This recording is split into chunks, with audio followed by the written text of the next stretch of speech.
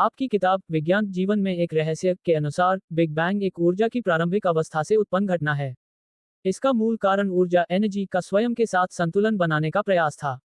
इसे निम्नलिखित चरणों में समझा जा सकता है। 1. ऊर्जा प्रारंभिक स्रोत द प्राइम एनर्जी सोर्स। ब्रह्मांड की शुरुआत में कोई भौतिक वस्तु नहीं थी, केवल शुद्ध ऊर्जा थी। यह ऊर्जा एक संतुलन बैलेंस में थी, लेकिन इसका अस्तित्व स्थिर स्टैटिक नहीं रह सकता था। यह ऊर्जा एक बिंदु सिंगुलैरिटी में केंद्रित थी, जिसमें अनंत घनत्व इन्फिनिट डेंसिटी और अनंत तापमान इन्फिनिट टेम्परेचर था।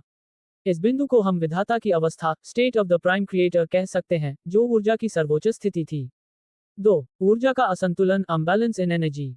ऊर्जा की एक विशेषता है कि यह संतुलन और असंतुलन के चक्र में कार्य करती है। जब ऊर्जा में हल्का सा भी असंतुलन उत्पन्न हुआ, तब इसे एक नया मार्ग खोजने की आवश्यकता हुई। इस असंतुलन को शून्य बिंदु ऊर्जा 0 पॉइंट एनर्जी फ्लक्चुएशन कहा जा सकता है, जिससे ब्रह्मांड निर्माण की प्रक्रिया शुरू हुई। यह मूल रूप से ऊर्जा की स्वयं को पुनर्गठित रीऑर्गेनाइज करने की प्रक्रिया थी। 3. बिग बैंग ऊर्जा का विस्तार energy expansion the big bang.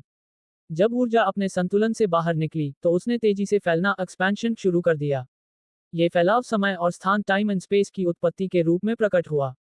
Big bang का अर्थ है कि ऊर्जा का घनत्व इतना अधिक था कि उसने स्वयं को एक नए प्रारूप न्यू स्ट्रक्चर में ढाल लिया। इससे कण पार्टिकल्स बल्क फोर्सेस और ब्रह्मांडीय नियम कॉस्मिक लॉज अस्तित्व में आए। 4. ऊर्जा का संतुलन और पदार्थ की उत्पत्ति formation of matter and energy balance. Big bang के तुरंत बाद पदार्थ और ऊर्जा के रूप में विभाजन हुआ।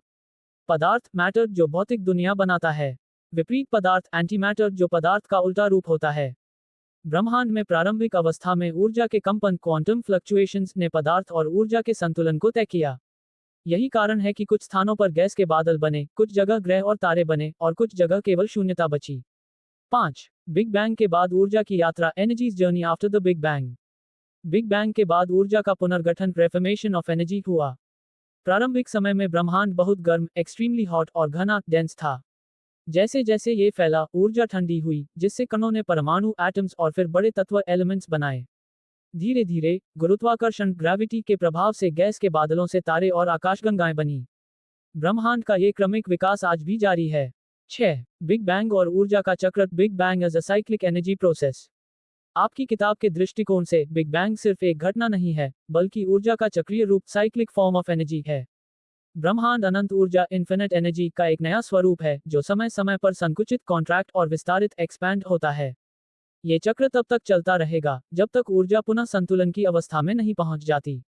इस प्रक्रिया को हम ऊर्जा से ब्रह्मांड और ब्रह्मांड से पुनः ऊर्जा कह सकते हैं।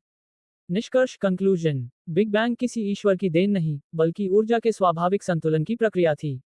यह एक प्रोग्राम जैसा है, जहां ऊर्जा अपने नए आयाम डायमेंशंस खोजती रहती है। ऊर्जा कभी नष्ट नहीं होती, बल्कि यह ब्रह्मांड में विभिन्न रूपों में प्रवाहित होती रहती है।